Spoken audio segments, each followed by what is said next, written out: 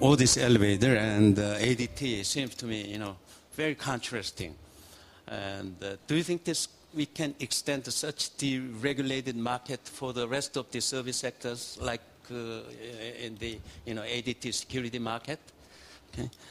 Within a minute, please. Yes. Absolutely. And it's very interesting to me, something like security, where there's crime, there's the police, but really it's very deregulated today. Really, the way we do our business is very free and up to us. So when I was in the elevator industry, it wasn't that way. The government was involved in everything, and frankly, it prevented me from making my business more productive and more efficient. And so I think at the top of the government realizes there are problems and they're trying their best, but with all of the government agencies and vested interests, it makes it very difficult to change things overnight. But like I said, in my 20 years doing business in Korea, it seems every year things are improving. So it's important not to give up, and step by step keep improving, and things are getting better. When I was at Otis Elevator, working for a global company, the result was they shut down the factory and moved it to China. It's a global economy, and if you're not competitive and free investment environment and more productive workers, and if worse comes to worse, that's what happens. And it was very painful, frankly, when I had to go through that experience.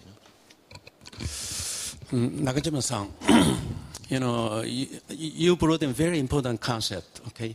Efficiency-based collaboration between Japan and Korea, right. Especially seamless logistic connectivity. Right. Now, the harsh reality is that most Japanese companies establish a warehouse storage and logistic facilities in Southeast Asia, especially in Thailand, and very little in Busan or Incheon for that matter. Right. So, how can he improve, Japanese and the Korean collaboration in logistic management? Okay. Can you tell us how we can do that? Some Japanese companies are having logistics hubs in Busan or Incheon, but it's internal. The internal hub can be built in Busan and Incheon simply because of the location of their sites.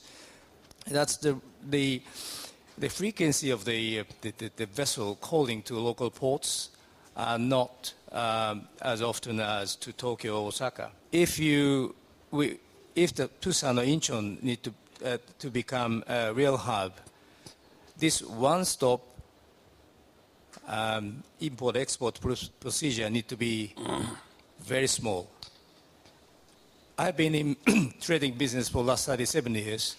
Import-export in the past was two different things.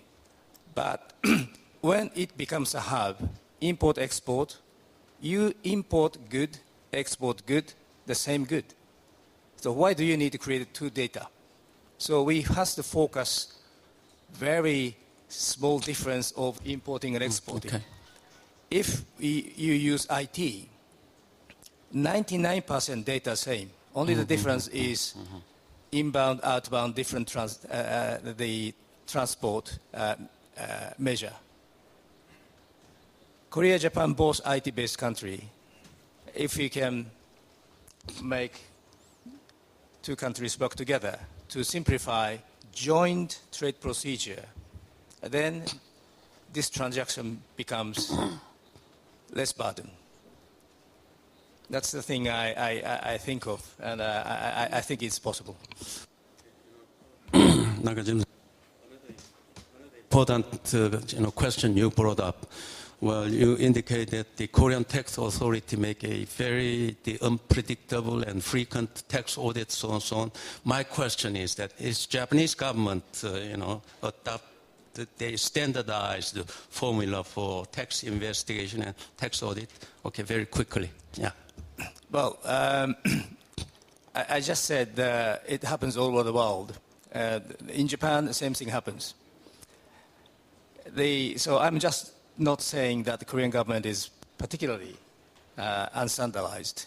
I think it is that if it is a tax, it's same all over the world. but it can be improved, I think.